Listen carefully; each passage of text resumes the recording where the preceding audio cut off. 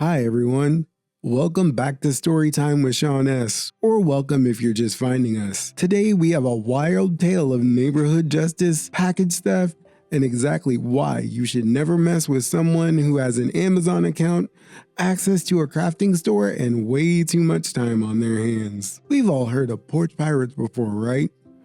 Those evil people who follow behind delivery trucks to steal packages, they suck. But today's story is about something even worse, because porch pirates are at least honest about who they are.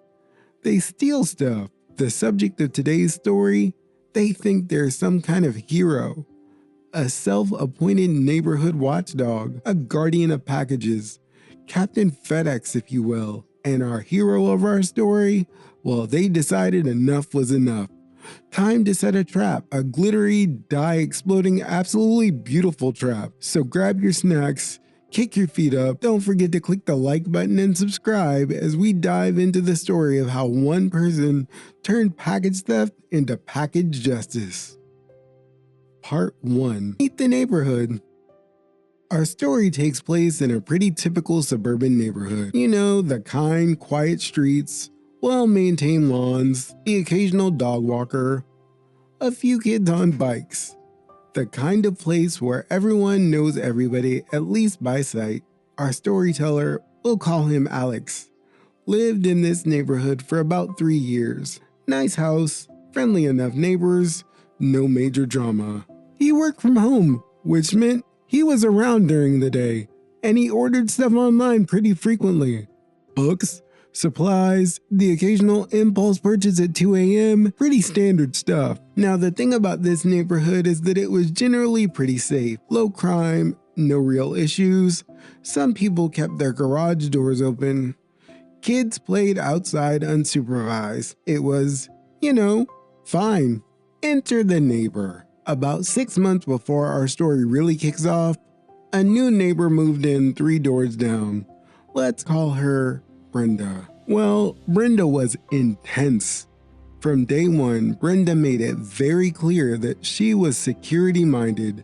She had cameras everywhere. Ring doorbell, driveway cameras, cameras facing the street. She joined the neighborhood Facebook group and immediately started posting about suspicious vehicles, aka the landscaping truck that had been servicing the neighborhood for 5 years, and unknown individuals, the teenagers who lived 2 streets over and walked home from the bus stop every day. Brenda appointed herself the unofficial head of the neighborhood watch. Nobody asked her to. There wasn't actually a neighborhood watch. Brenda decided there should be one, and she should be the one to run it. At first, people thought it was kind of funny. A little much, but harmless, right? She was just enthusiastic about community safety.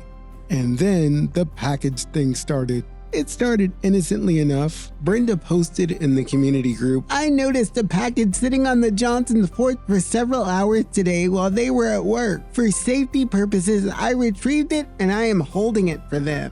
They can pick it up anytime." The Johnsons were confused. They hadn't asked Brenda to do this, but okay, maybe it was nice of her.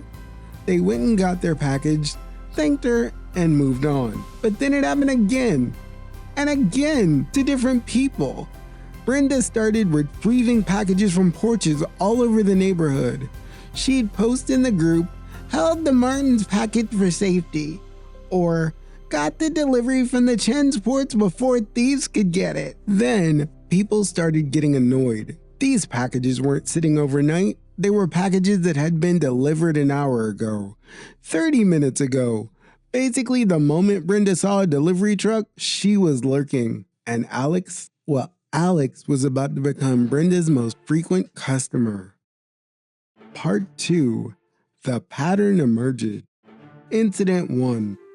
The first time it happened to Alex, he didn't think much of it. Alex had ordered some books. Regular Amazon delivery, nothing special. He got the notification, package delivered. He was in the middle of a work call, so he figured he'd grab it in 20 minutes when the call ended. Call ends. Alex opens the door No package. He checks the delivery photo that Amazon provides. Yep, definitely his porch. Definitely. He's confused. He checks around the porch thinking maybe the driver tucked it somewhere. Nothing. Then he checks the neighborhood group, and there it is. Held Alex's package for safety. Looks like books. Can't be too careful with thieves these days. Pick up anytime. Alex is annoyed but goes to retrieve it. Brenda answers the door with this huge smile, like she's done Alex the biggest favor in the world. I saw the delivery truck and thought I'd better grab it quickly. You never know who's watching. Brenda, I was home. I was going to get it in like 5 minutes. Well, you can never be too careful. That's why I'm always vigilant. So Alex thanks her. What else can you do? And takes the package home. Makes a mental note. Brenda's a little weird about packages. Incident 2. A week later, it happens again. Alex had ordered some office supplies. He gets the delivery notification. This time, he's literally walking to the door immediately. Alex goes to pick it up. This time, Brenda wants to chat. She asks what's in the package. None of her business. She mentioned she's been keeping an eye on the delivery patterns in the neighborhood. She's noticed that Alex orders quite a lot online. Alex is polite, but increasingly is weirded out. He says thank you and then leaves. That night, Alex mentions to his wife, Brenda grabbed my package again. That's annoying. Why does she keep doing that? She says it's for safety. But you're home. Like, you're always home. I know. Incidents 3, 4, and 5. Over the next month, it keeps happening. Not every package. Brenda seems to have a sixth sense for when Alex is in the middle of something and can't immediately sprint to the door. Working on a deadline, Brenda gets the package. In a Zoom meeting, Brenda gets the package. In the bathroom, believe it or not, Brenda gets the package. It's like she's watching. Given all her cameras, she probably is. Other neighbors are complaining now in the group too. Someone posts, while I appreciate Brenda's concern for our packages, I'd prefer to retrieve my own deliveries. They're not in danger on my porch for 30 minutes. Brenda responds with a long post about package theft statistics and how she's just trying to help, and everyone needs to take security seriously. This time, Alex tries being more direct. He messages Brenda, please don't take my packages anymore. I've got it covered. A response from Brenda, I understand your concern, but I've seen suspicious cars on our street, and I'd hate for anything to happen to your deliveries.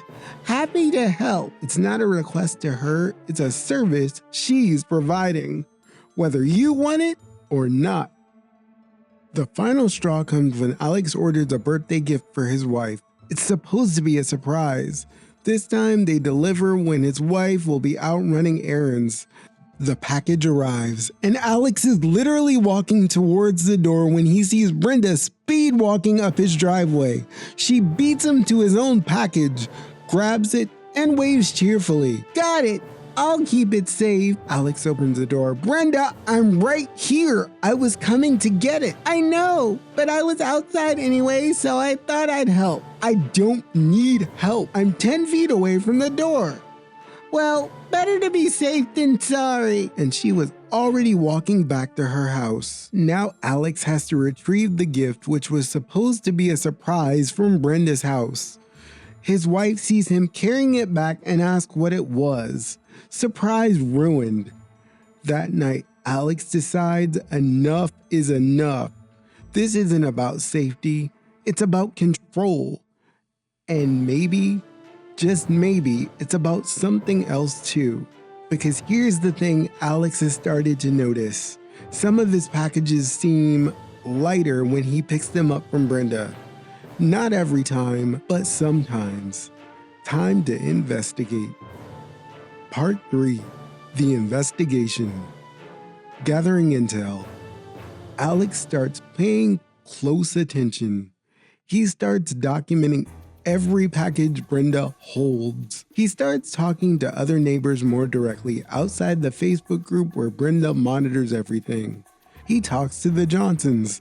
Hey, random question. When Brenda holds your packages, do they seem different? Mrs. Johnson pauses. Actually, yeah. I ordered a set of 6 candles once. When I opened the box at home, there were only 5. Did you report it? I assumed it was just an Amazon mistake and they refunded me. Alex then talks to the Martins. Same story. We ordered a set of kitchen knives. The set was supposed to have 8 pieces. It only had 6 when we opened it. The pattern becomes clear. Brenda isn't just holding packages, she's opening them. And sometimes things go missing. Nothing major, never the whole package, just a few items here and there. Enough that you might think there was a packing error. Alex talks to 5 different neighbors and they all have stories. That's not a coincidence. Testing the theory. Alex decides to test this theory.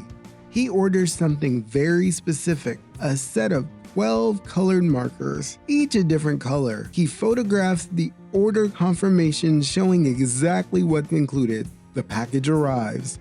Like clockwork, Brenda grabs it. Alex retrieves it from Brenda, takes it home, and opens it carefully. There's only 11 markers. The red one is missing. Alex goes back through his recent orders. That set of pins that was supposed to have 10 had 8. That pack of batteries that should have been 24, that was 20. That jar of fancy specialty coffee, definitely not as full as it should have been. Brenda was taking samples, small amount, things you might not notice or might attribute to seller error.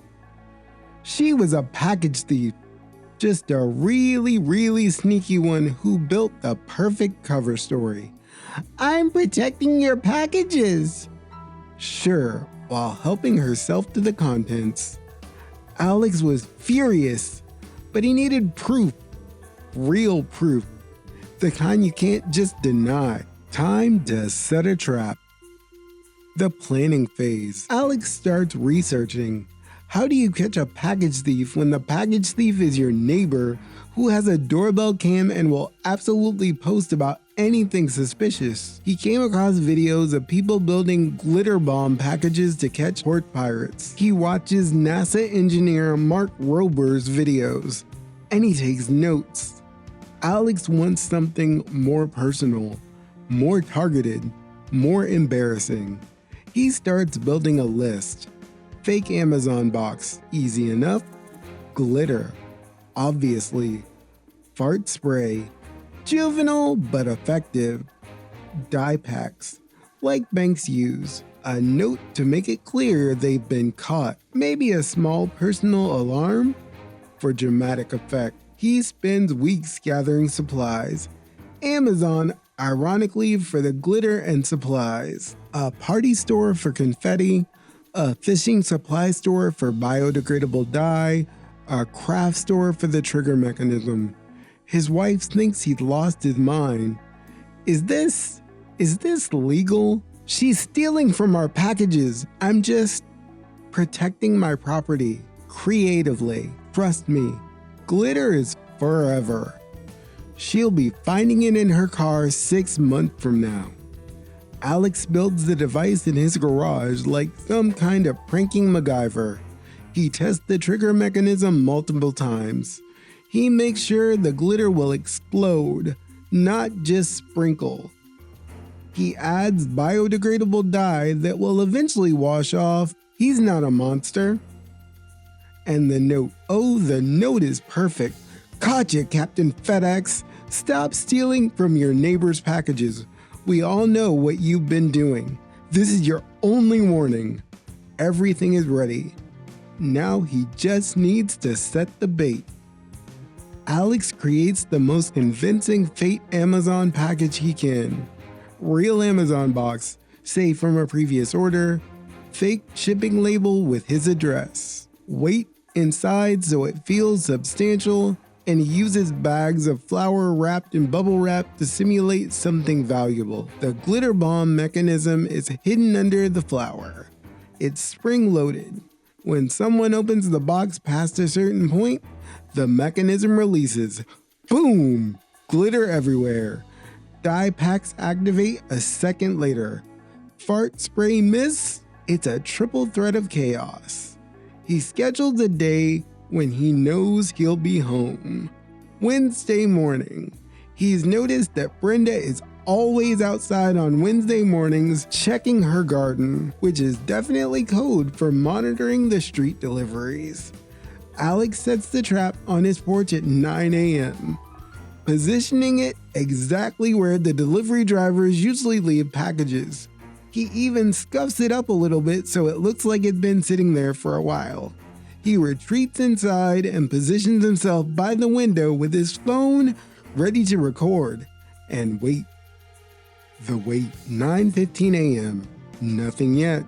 Brenda is indeed outside, fussing with some flowers that look perfectly fine.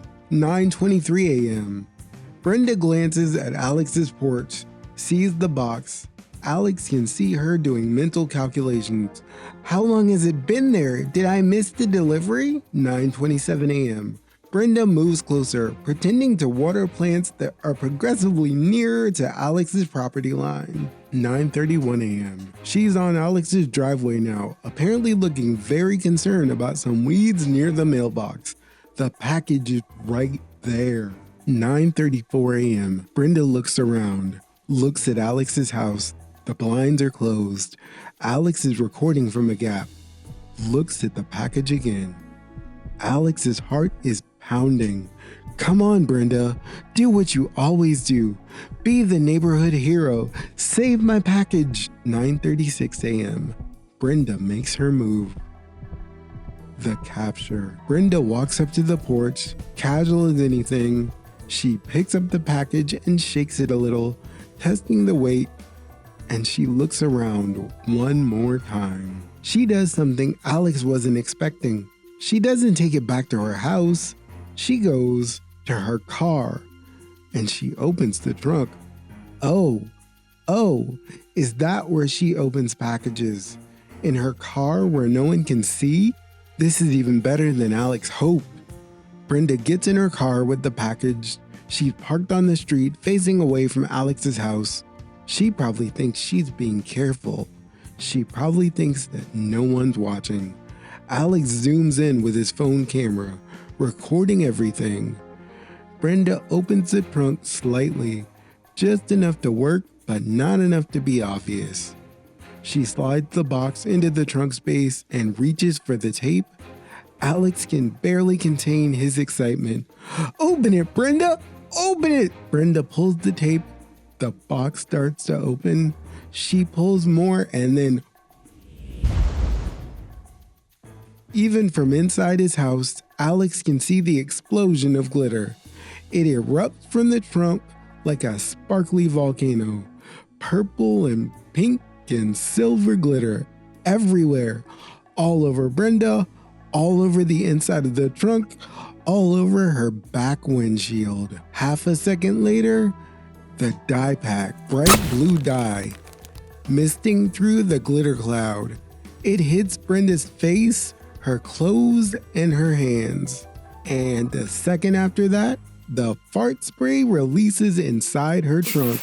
Brenda screams.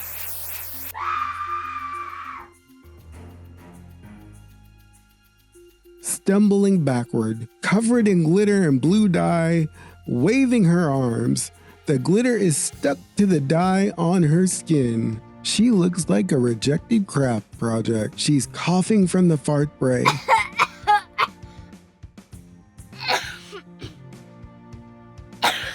She slams her trunk shut, but it's too late. Her entire trunk interior is coated in glitter and dye. And then she sees the note. It must have fluttered out when she jumped back. It's lying on the street, glitter covered but readable. Gotcha, Captain FedEx. Alex watches as Brenda picks up the note, reads it, and her face goes from the blue dye confusion to bright red realization. She looks around frantically, looks at Alex's house. The blinds are still closed, but Alex can see her calculating. Who did this? Was it Alex? Was it someone else? Do they have proof? Brenda grabs the note and stuffs it in her pocket, and she runs into her house, leaving a trail of glitter on the sidewalk like the world's most incriminating breadcrumb trail. Alex stops recording. He has everything: the approach, the theft, the opening, the explosion, the note, the reaction, everything. It's perfect. The aftermath. For the rest of the day, Brenda doesn't leave her house. Her car sits on the street, visibly sparkling with glitter, even through the back window. It's like a disco ball had a tragic accident. The neighborhood starts noticing. Someone posts in the Facebook group, "Is Brenda okay? Her car looks like it exploded." No response from Brenda. Very unusual. Normally, she's commenting on every post within minutes. That evening, Alex sees Brenda finally emerge. She's changed clothes, obviously, but she's still got blue tint on her skin. And the glitter. Oh, the glitter. It's in her hair, on her face, probably in places it never should be. She's trying to clean her car. She's got a vacuum, cleaning supplies. She's scrubbing. But anyone who's ever dealt with craft glitter knows the stuff is immortal. It's in the fibers of her trunk carpet now. It's in all the crevices, in the door seals. She'll be finding glitter in that car until the day she sells it. The neighbors are confused. Mrs. Johnson stops to ask if everything's okay. Brenda made up some story about a craft project gone wrong and cleaning supplies accidentally mixing. Nobody quite believes it, but okay. The silence. The next day, something magical happens. Brenda doesn't hold anyone's packages. A delivery comes to the Martins' house and sits on their porch. Brenda walked past it but doesn't touch it. Another delivery to the Chins. Brenda is outside. She looks at it, but then keeps walking. Alex orders something as a test. The package arrives. Alex waits. He watches Brenda's house. Brenda's Ring camera definitely saw the delivery, but she doesn't come out, doesn't post in the group, doesn't do anything. The package sits there for 3 hours, and Alex finally goes to get it himself. It's intact, unopened, all contents present. Over the next week, the neighborhood makes a quiet realization. The package safety program has ended. Brenda still posts in the Facebook group about suspicious vehicles, but there's no more "held your package for safety" posts. Some neighbors mention it. Hey, Brenda stopped holding your packages. That's nice. Yeah, I wonder why. Maybe she got busy with something else. But Alex knows exactly why. The confrontation that never happens. About 2 weeks after the glitter bomb, Alex is getting his mail when Brenda approaches. Oh no, is this it? Is she going to confess? Accuse? Deny? Brenda walks up for a moment, and there's this tension. She looks at Alex. Alex looks at her. There's still a faint blue tint on Brenda's neck that makeup can't quite cover. Hi, Alex. Hi, Brenda. Long pause. I realized I've been a bit too involved with neighborhood security. I think I was overdoing it with the package thing. Alex nods slowly. Yeah? Yeah. I'm going to step back from that. Focus on other things. I just wanted you to know. Another pause. Alex can see that Brenda wants to say more. Maybe accuse, maybe admit, but she can't. Because if she admits to taking packages to hold them, then she admits she was taking them. And if Alex admits being behind the glitter bomb, which Brenda clearly suspects, then Alex has proof of what she was doing. It's a perfect standoff. Neither of them says what they're thinking. Thanks for letting me know, Brenda. I appreciate you reconsidering your approach. Right, well, see you around. See you. Brenda walks away. As she does, Alex notices something. There's still glitter in her hair, catching the sunlight. Glitter is eternal. The reminder is permanent. Neighborhood peace. In the weeks that follow, the neighborhood returns to normal. Packages stay on porches until their owners retrieve them.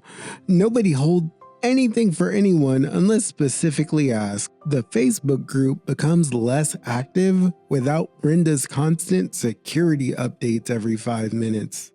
It's mostly just people asking about lawn care recommendations and lost cats. Alex never tells anyone what he did, but his wife knows. His wife thinks he's slightly insane, but kind of brilliant. Here's the other thing. Other people definitely suspect the Johnsons who mentioned their missing candles. They see Brenda's glitter bomb car. They see the timing. They see that packages stopped being held immediately after. One day, Mrs. Johnson gave Alex a knowing smile and says, "Whatever happened with Brenda's car is really unfortunate. I hope she learned to be more careful with her craft projects." The emphasis on craft project was very pointed. Yeah, Alex says, I hope so too. Another neighbor, Mr. Chen, mentioned that he notices his packages are all intact now. All the items are there. Funny how that worked out. Funny, Alex agrees. Nobody directly said anything, but there is an understanding. This quiet appreciation. Captain FedEx has retired, and the neighborhood is better for it. Part 6, the epilogue. 6 months later, Brenda still lives in the neighborhood. She's considerably quieter, still has all her cameras, still occasionally posts about suspicious vehicles, but the package patrols? Done. Over. Finished. Her car? Alex saw her at the grocery store once. Even 6 months later, in the right light, you can see sparkles embedded in the carpet of her trunk. It's subtle, but it's there, a permanent reminder. The best part, about 4 months after the incident, someone new moved into the neighborhood. Nice young couple. They had a lot of deliveries during their move-in week. Boxes every day. Alex watched to see if Brenda's old habits would resurface. They didn't. The packages sat on the new neighbor's porch untouched. Brenda walked past them multiple times, looked at them, but kept walking. She'd learned her lesson. Alex's wife asked once, "Do you think that glitter bomb was too much?" Alex thought about it. She was stealing from people, from multiple families, and doing it under the guise of helping, so we all felt guilty about calling her out. She needed to be stopped, and no one was willing to confront her directly. So, justice via craft supplies? Sometimes the punishment fits the crime in unexpected ways. And when you really think about it, what's more appropriate for someone who was pretending to be a good neighbor while secretly taking advantage of everyone's trust? Glitter. Sparkly, impossible to remove, constantly reminding you of your mistakes. Glitter. It's poetic in a way. Now, do I recommend going the route that Alex did to get petty revenge? Or in this case, maybe pro-revenge? No. And I mean, legally, I probably have to say no. But do I understand the impulse? Absolutely yes. Alright, that's it for today's story. What do you think? Was Alex's plan justified? Too far? Not far enough? Let me know in the comments. Do you have a story about a nightmare neighbor or a time you caught somebody doing something shady? Tell me about it in the comments. If the story's cool enough, I'll make a video out of it. I hope you enjoyed this tale of suburban justice and craft store revenge. Hit the like button and subscribe. And if you're new here, ring the notification bell so you never miss the story. Thanks for watching. Thanks for coming by Storytime with Sean S. And remember, be a good neighbor, or at the very least, don't steal people's stuff while you're pretending to protect it. We'll see you next time. Hey, thanks for hanging around till the end of the video. I really appreciate it. YouTube has on your screen now another true-to-life funny story that will hold your attention for about a half hour. Stick with me, it's worth it.